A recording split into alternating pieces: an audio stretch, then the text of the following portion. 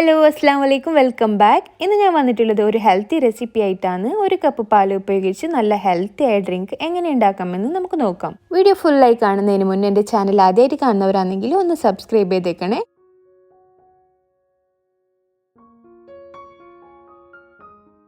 അപ്പോൾ ഞാൻ ഈ ഡെസേർട്ട് ഉണ്ടാക്കുന്നത് റാഗി വെച്ചിട്ടാണ്. അപ്പോൾ ആദ്യം ഞാൻ 250 ml കപ്പിൽ 1/4 കപ്പ് റാഗി എടുക്കുന്നുണ്ട്.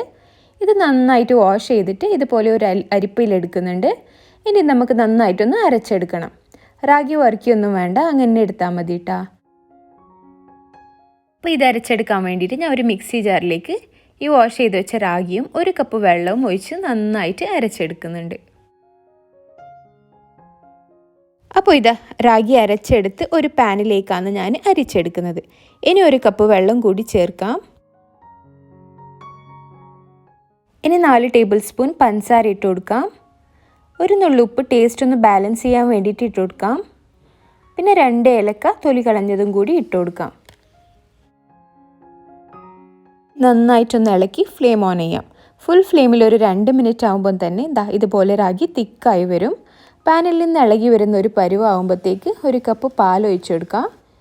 ഇനി ഇത് മീഡിയം ടു ലോ ഫ്ലെയിമിൽ വെച്ച് 2 മിനിറ്റും കൂടി ഇളക്കാം. ഇതുപോലെ തിക്കായി വരുന്ന സമയം 1 ടേബിൾ സ്പൂണ് നെയ്യിൽ വറുത്ത കാഷ്യൂം കിസ്മിസും ഇട്ട് നമുക്ക് ഫ്ലെയിം ഓഫ് ചെയ്യാം.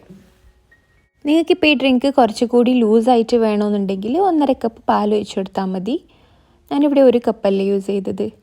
ഇത് ഞാൻ കോരി കുടിക്കുന്ന ആ ഒരു കൺസിസ്റ്റൻസിയിലാണ് ഉണ്ടാക്കിയതിന്. നമ്മുടെ ഹെൽത്തി ആയിട്ടുള്ള ഡ്രിങ്ക് റെഡി ആയിട്ടുണ്ട്. ഇത് നമുക്ക് 2-3 മിനിറ്റിൽ തയ്യാറാക്കാൻ പറ്റും. അപ്പോൾ ഇതുപോലത്തെ ഈസി റെസിപ്പീസ് നിങ്ങൾക്ക് ഇഷ്ടമാവുന്നുണ്ടെങ്കിൽ എൻ്റെ ചാനൽ ഒന്ന് സബ്സ്ക്രൈബ് ചെയ്തേക്കണേ. അതുപോലെ ലൈക്കും ഷെയറും കമൻറ്റ് ചെയ്യാനും മറക്കല്ലേ. അപ്പോൾ വീണ്ടും ഇതുപോലത്തെ റെസിപ്പീസുമായി കാണാം ഇൻഷാ അല്ലാ. അതുവരേക്കും ബൈ.